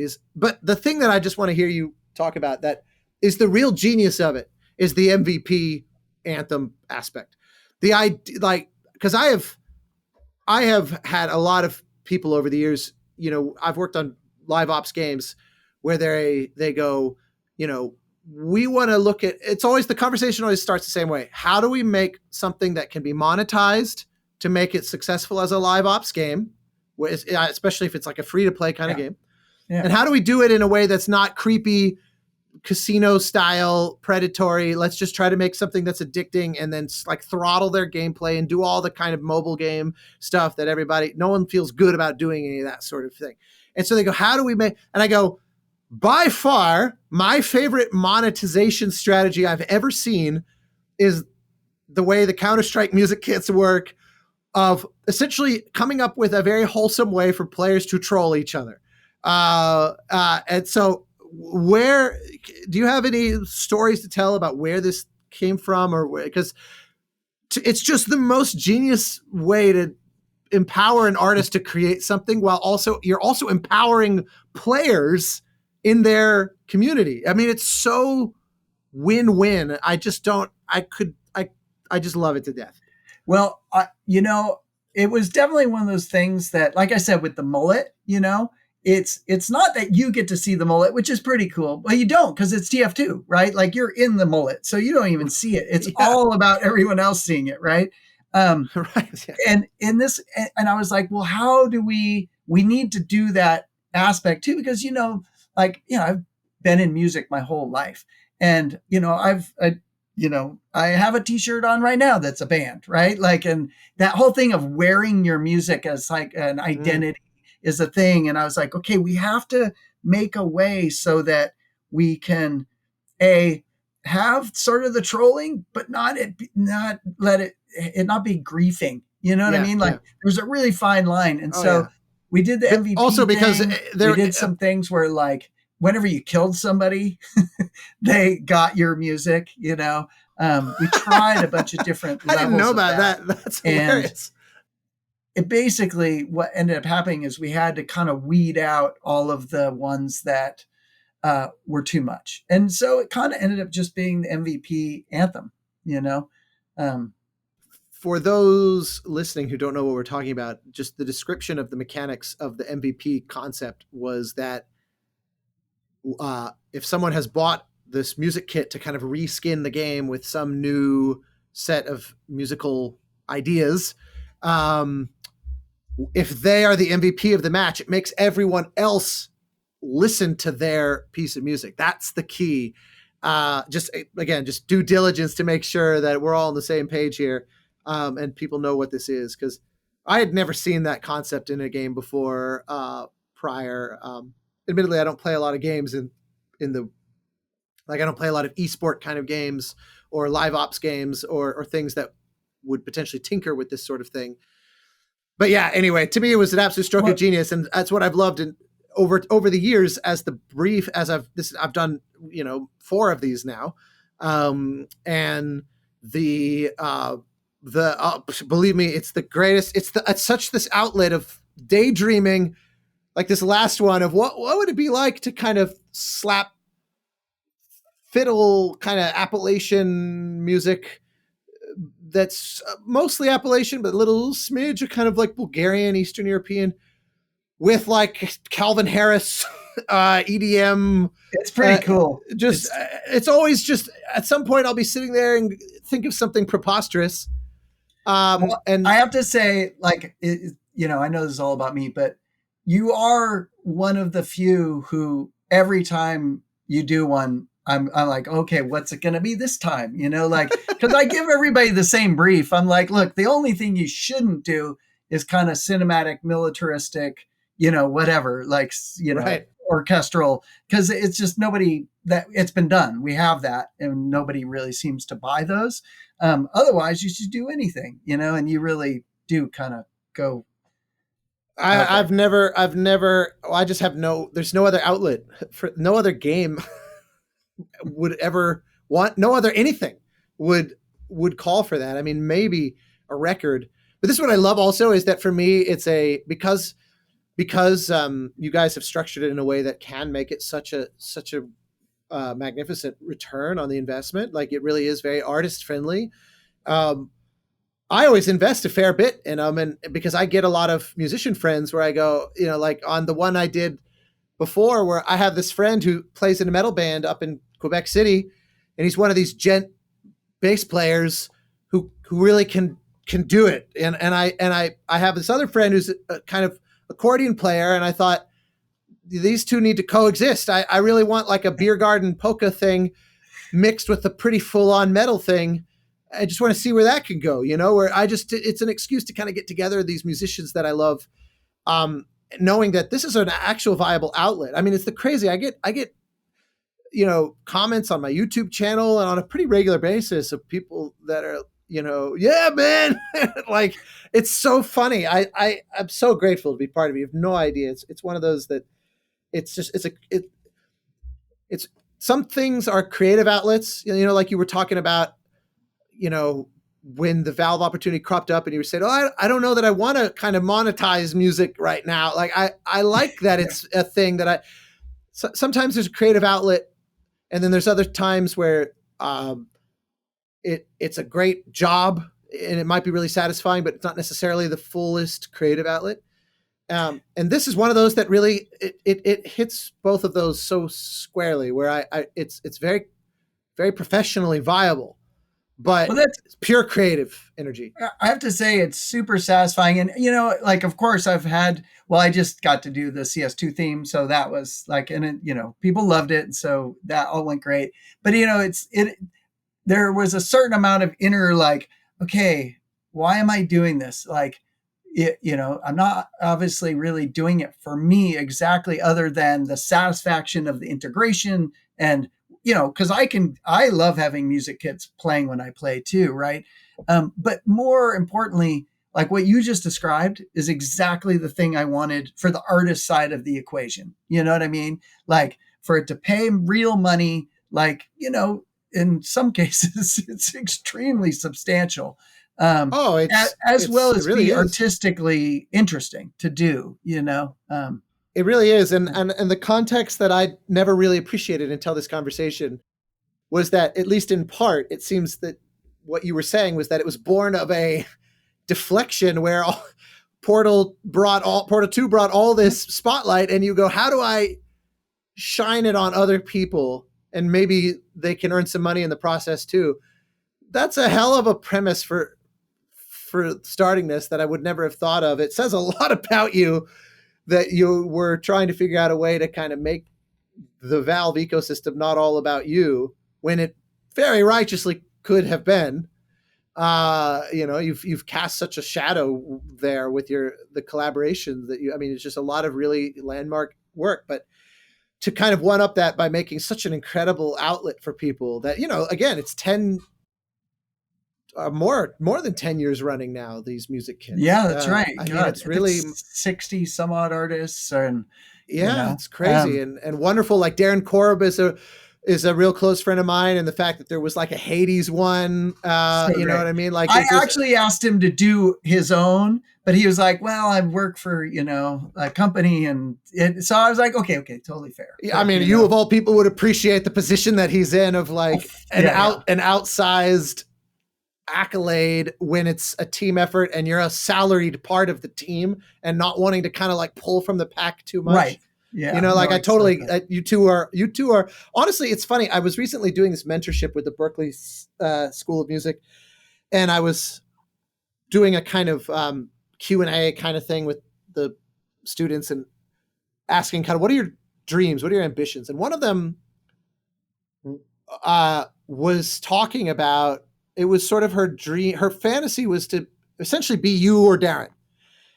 Like she loved Valve games, she loved Supergiant games, and the list of games that you could name where the music was done in-house, and it's not a one-off, but it's like it's a company that has beaten the test of time, and proved financially stable, and including music in-house, because it's one thing to be surviving as a developer. Plenty of companies do that. As difficult as it is, there's still lots of developers out there. But to keep music as a salaried position, it doesn't make sense for 99% of companies. Like I don't know why they would do that. It doesn't. There's just not 40 hours a week worth of work for most companies. Well, and to be totally honest, there isn't 40 hours a week of that work at Valve either. I do all kinds of stuff. You know what I mean? Like, but your situation is unique, which was essentially my message to her. As I said, Darren is in his Darren-shaped hole in the industry. He's in a category of one, and so is Mike, because they both fit their situation like a glove in a way that not anyone else could even take that job. Like if Mike left Valve or if Darren left Supergiant, the smart thing for them to do from my standpoint would be to go, okay, this role is now an outsourced position from here on out, because this person's contribution was so specific to them. It's not even a job title anymore. It's just you are our staff Mike, and Darren is the staff Darren. And in a way that I said, I don't want to dash your hopes and dreams, but you probably shouldn't try to model your career on that, because they have incredible magical unicorn situations that are to be revered and appreciated, but not. I wouldn't stake your future on duplicating it. No, and I'm like extremely grateful. Like, I occasionally do the like, oh, but if I was freelancing, I could do like this many projects a year or whatever.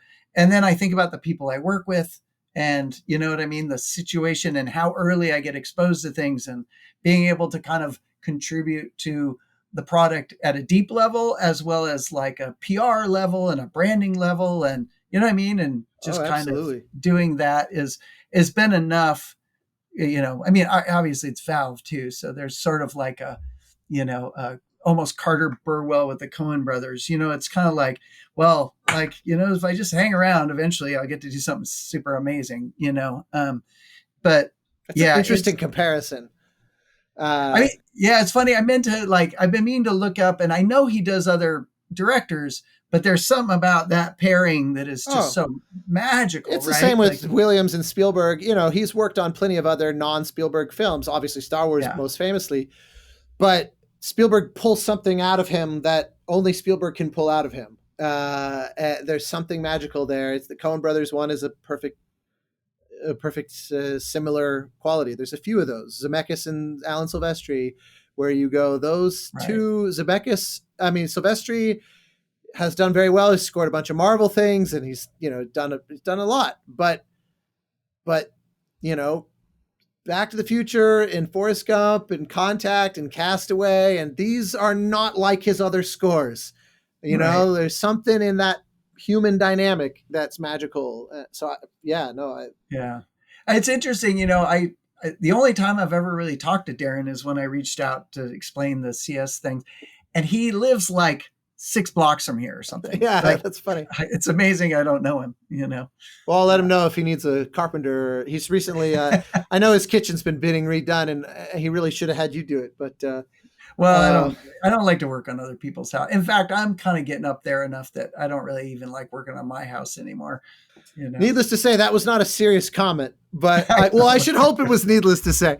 I love that you're like, well, I don't really do. That's overly gracious of you to not have just shot me down or just laughed me out of the room. It was kind of more like, if he needs some help, I can come, you know, it's that You're like neighborly thing. Fair enough. Well, in that case, yeah, I'll let him know. He should have called. I'd love to have a cup of coffee. Darren, if you want to have a cup of coffee, let me know. I will. Yeah, I will let him know. I mean, it is funny. I knew you were both vaguely in the same area, but didn't realize that close. It's funny because when I first met him, he lived in Brooklyn. He was like total New Yorker. And so the Bay Area thing is recent in my mind, even though it was probably 10 years ago or more that he moved to be closer to the Supergiant core hub, you know, because he was kind of like you. He was the one novel way outside the one thing he had going for it was that Logan, the voice actor who is in all their games, was also New York. And so he was recording Logan there. And that's kind of how that, you know, it sort of helped make sense of him being far away. Right. But as the company grew and, you know, at some point he was like, I really prefer to be in the office with everybody, you know, that kind of thing. So ironically. It's kind of like, I've heard on I forget who you're talking about, but some other person on the show talking about like this role. And it is a very old school kind of role. You know what I mean? To the in-house sort of audio and music guru. Yeah. You know, and being able to kind of do all the things, you know, and I think about that a lot, but I like in my relationship to computers too, it's always been in service of art. And people always ask me like, how do you do like, wow, how can you do all these things? And that's really the key is I've always been coming at it from the standpoint of art, music, you know, whatever the thing is. And then if I need to do something technical, it's just in support of that, you know, like and then I really quickly draw the line and go, okay, like I'm done, you know. It's actually impressive that for all the creative work you've done, you do seem to really bear out that age-old notion of invention being the mother of necessity. All these stories you're telling really do seem like, oh, well, it seemed like it would be cool if we did this and we just had to figure out a way to do that, you know? And you know, your mullet story is such an amazing example of that as well. Oh, this could be interesting. What's the musical equivalent of something like this? I mean, it's just, it's funny how in hindsight they seem so mystical where you go, how did you think of this? Like there's some shows that I've watched. I was like, I don't know if you've seen the Netflix show Dark. Oh, it's so good. Yeah. It's one of those where I look at that and just the jigsaw puzzle of writing that, I go, there's no way a human, the only way they wrote this is if it's autobiographical and they got into a time loop and they went back and forth and they worked it out that way by living it. That's the only way I could wrap my brain around how they could write something like that. But I guarantee you, if I went and looked up interviews with them, it would be the same where they go, oh, well, he started off with this premise and thought, oh, it could be actually interesting. What if we did this? What if we did? And just naturally iterated their way into something quite genius. Yeah. And I mean, honestly, I really appreciate things like The Last of Us where it is very auteur, you know what I mean? And it's got a story and there's a director and all the things, but there's also like even Lord of the Rings, like, Peter Jackson, I have like the storyboards for the entire film pretty much like, and he had it on a clamshell. It was all prevised, like, sure, it was a film, but still there was so much on the ground figuring out of it. You know, like, and it's the same thing, like,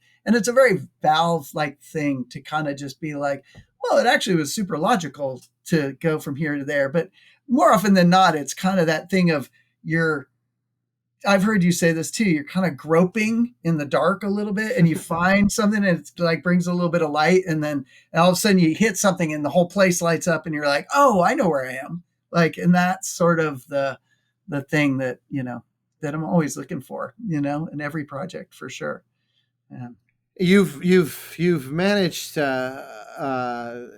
really incredible things, and it's such an incredible company. It would be incredible as a company creatively solely as a developer without even thinking about Steam and all the ways that's impacted the industry.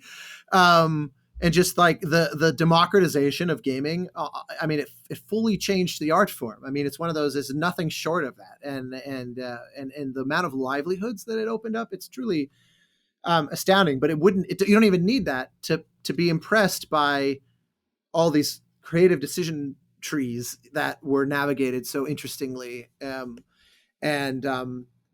So yeah, I marvel at it, and I really do.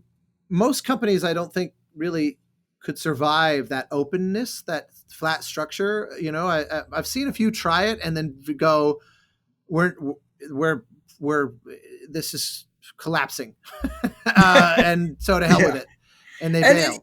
And to be fair, it's a struggle, right? Like it's never like you hit it. Well, all creative work is a struggle, though. I don't see that as novel to the premise. No, you're right. And the truth is like, I often make Valve out to be a unicorn in that way. But the truth is every studio is a unicorn. You know what I mean? Like, it just depends on how they decide to put it together. It's just this one kind of, there was a really clear decision once upon a time to do it this way. You know what I mean? Right. And from then on, it got built that way.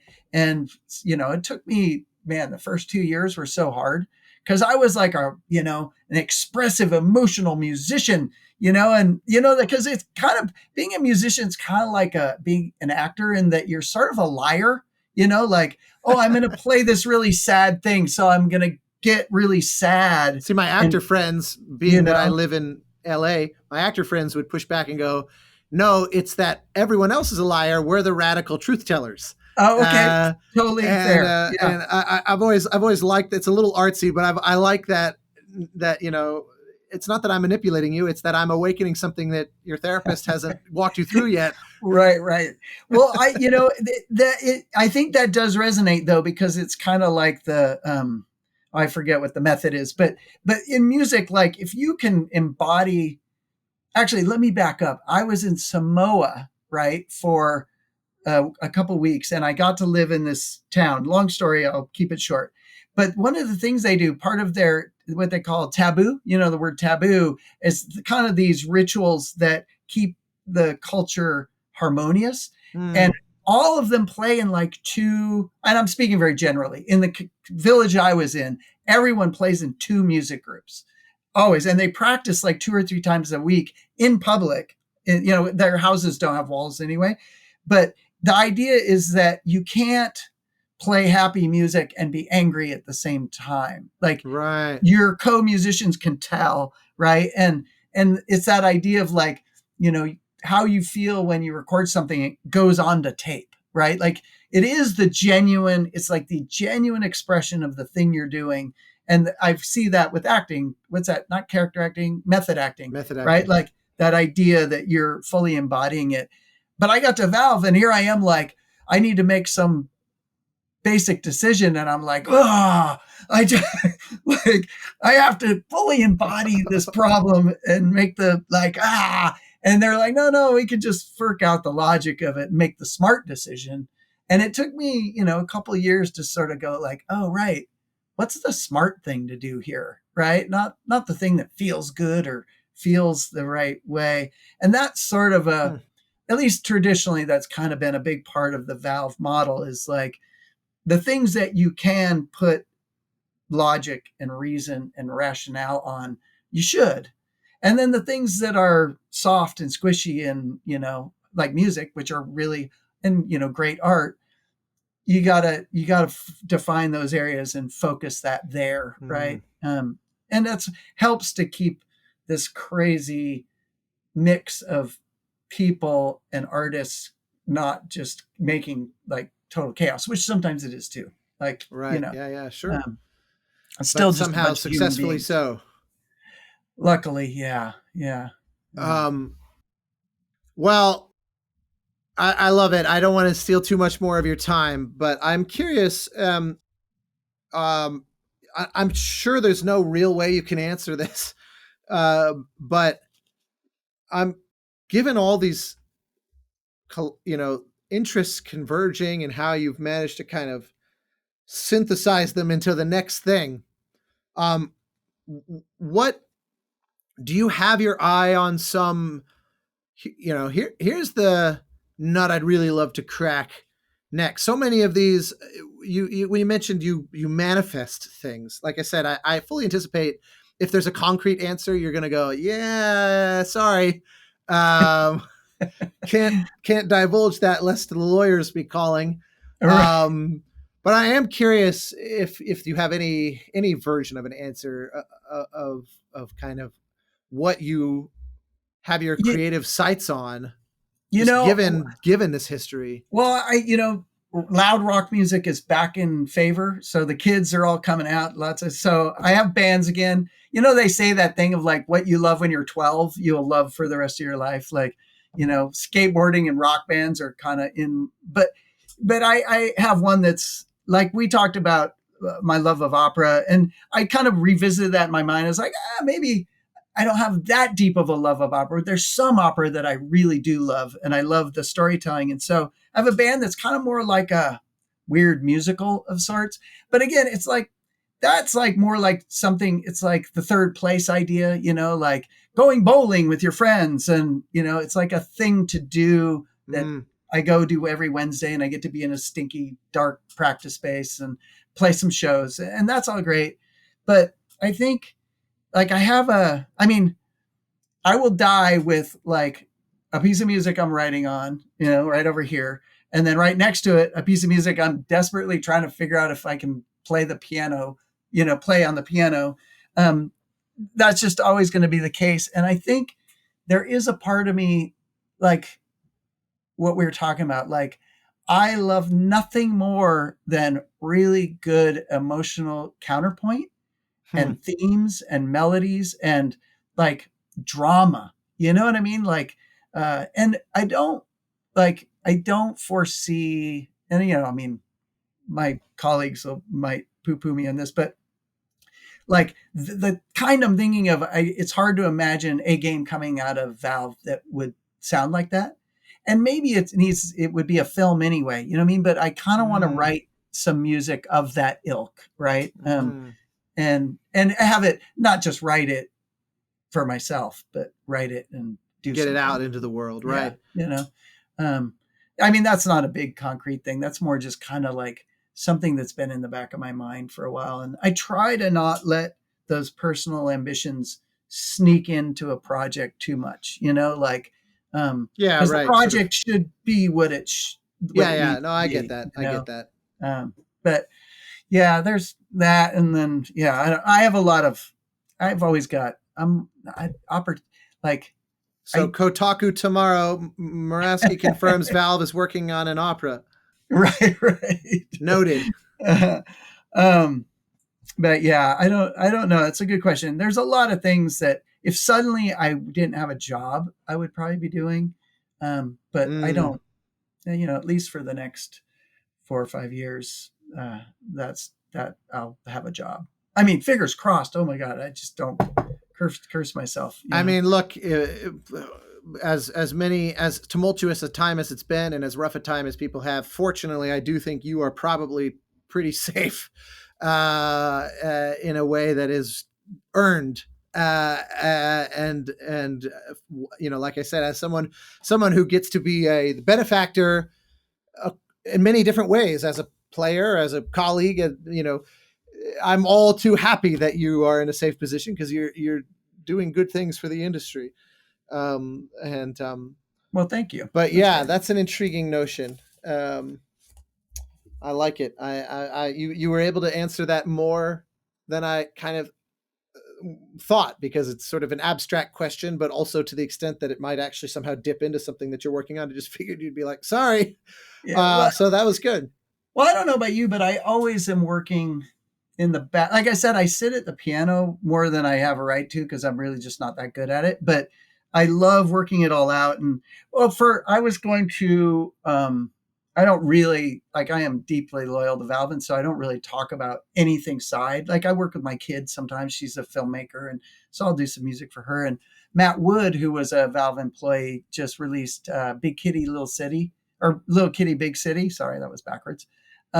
Which is a lovely game where you're a black cat and you get lost in Tokyo and you got to find your way home. And I did some music for one of his trailers because he's ex-Valve, that felt like Right. pretty reasonable. And I was going to score the game, but then my dad got sick and died. Mm. And it was like a whole, you know, how life kind of Oh yeah. just sometimes doesn't cooperate.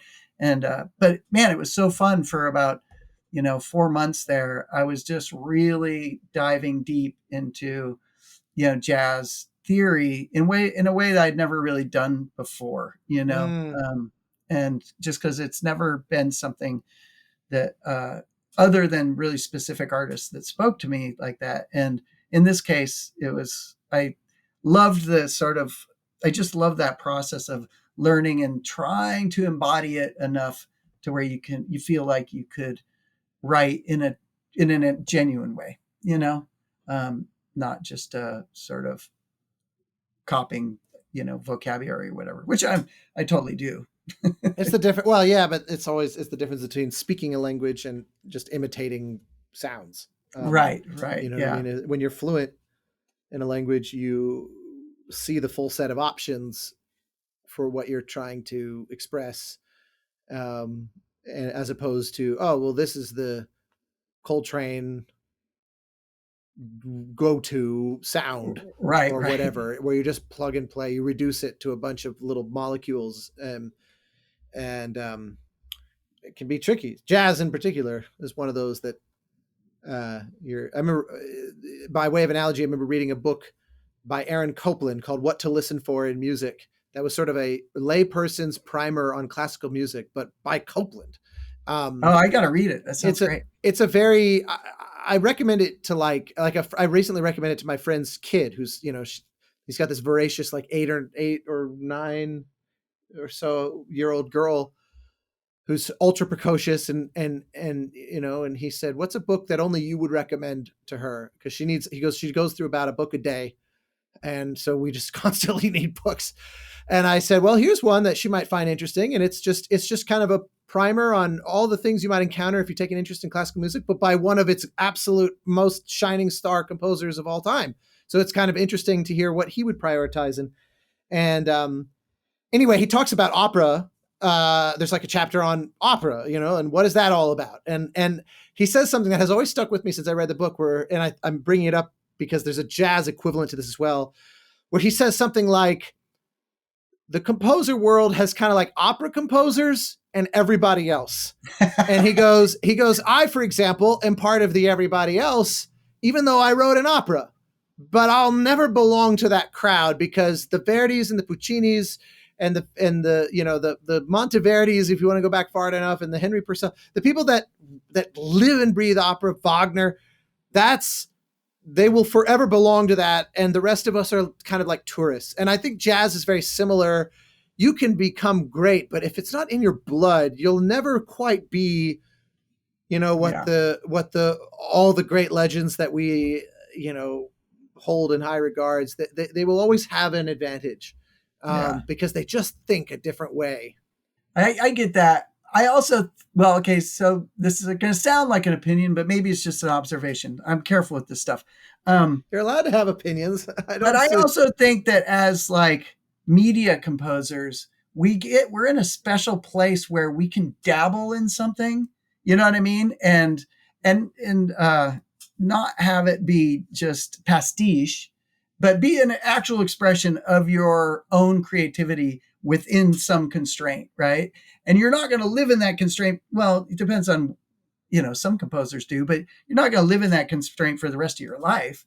It's for a project, and you kind of, come up with the structure and whatever it is you're going to work in. And you hopefully in the embodiment is that to make it good music, like hopefully you've embodied that constraint properly, and this is a big topic for me. This is a thing I think about a lot. You are absolutely jumping onto fertile ground with me, because I think of this one as, if someone says, hey, like, okay, 10 years ago, Al Lowe came out of retirement and asked if I wanted to score the remake of Leisure Suit Larry, the 1987 original. And I said, can we do it? I said, when I play the original, I was big Sierra, like, again, much like I loved the LucasArts point and click adventures of the 90s. I was also very much into their crosstown rival, so to speak, in the form of the Sierra, Space Quest, Police Quest, Quest, King's Quest, and Leisure Suit Larry games, and so I said it's very obvious from the Leisure Suit Larry pantheon that it was always aspired to being a big band sort of sound, but just technologically was way before that was feasible. Yeah. The seventh Leisure Suit Larry was the first one that actually was sort of a CD-ROM title that they recorded like a jazz trio, and it's the only one that gives you a taste of what they were kind of imagining, and Al in particular as a saxophone player writing the theme for the game back in 1987. And so I said, can we do it properly? But I said, here's the thing. If you want something that sounds like one of those people that lives and breathes big band all day, I'm not ever going to really be that guy. But I said, I like to put on clothes, but stay me underneath those clothes. So it's not that I'm doing some musical equivalent of like lazy cultural appropriation or however you want to frame it. It's not that I'm trying to just lazily grab the top level surface of something, staple it on to my normal instincts and say, look what I did. I said, I like to crawl in deep and learn a thing. But the ideal is if what comes out of it is a thing that still sounds like me, even if I'm adopting genre conventions that are clearly pointing it at something. Yeah. I said, it should hopefully be some kind of twist on whatever that thing is. Like Bavarian polka meets metal, it should theoretically be more than just those two things coexisting, as if you could shuffle a deck of cards where all the red cards are metal and all the black cards are polka. It should theoretically have this X factor of the meanness of it that put it somewhere else, like a third point of data, basically. That's the ideal. This is where Jerry Goldsmith is my all-time champion, because he could do exactly what you just said. He could dabble in a genre, but it never felt like he was just sort of grabbing something and then it just felt like he created some generic entry into that genre. He made a thing that was always so Goldsmith, even though it was like, oh yeah, that's weird avant-garde 70s electronic music. Yeah. That's grand, lush orchestra music. That's big band. That's jazz. That's a horror film leaning on a bunch of aleatoric, modernist, expressionist kind of like he could dabble around where you could kind of pin a genre name on it, but it was never actually that genre. It was Goldsmith. Yeah, and it was usually something just like if he was in that genre, he was a weirdo. You know what I mean? Yeah. It was like just a little off and funny. You know, there's a thing that like having like come up in the punk era, right? There's a thing that I've learned to really appreciate, which is, you know, punk bands. Of course, by now punk is like, you know, there's pop punk and, you know, it's kind of almost passé in that way. But the original idea is with people who really don't know how to play instruments. Yeah. Kind of just really expressing themselves. And I do believe that there's something about when you're facing some new information or learning, especially when it's in a creative space, that you have this like crazy inspiration and exploration of things that might later just seem like, oh, whatever, that's not important, but you're discovering it for the first time. So you're experimenting with it and trying different ways to use it.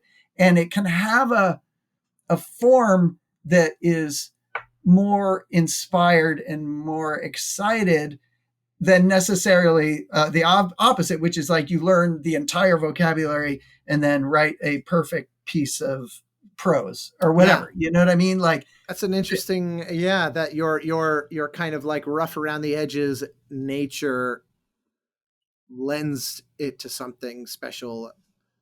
Yeah. Like in something more unique than the kind of like rigorously academic mind. Right. Yeah. And and I can picture, you know, I'm totally picturing Jerry like going, well, okay, what am I going to do? Like, you know, I only have a month or whatever. Yeah. No, that's the part that's also so insane. How many hundreds of times he managed to do this under crazy constraints. Well, listen, man, such a pleasure. I always look forward to chatting with you and hanging and you're just such a light in this business and in this art form. And well, likewise, it's been long time coming. You're one of those folks who really is like an evergreen guest. We could have done this at any point, though I appreciate very much patience because, yeah, it has been a little bit of, hey, we should do this. And then suddenly 8 months have passed. And, oh, yeah, shit, we still need to do that. But yeah, I can't thank you enough.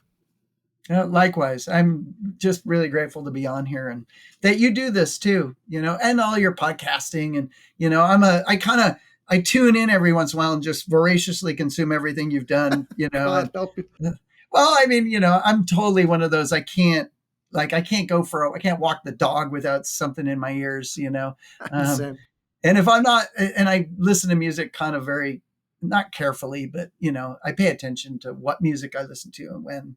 So I listen to a lot of podcasts, and and I enjoy what you do, and I think it's really great that you share it with the world.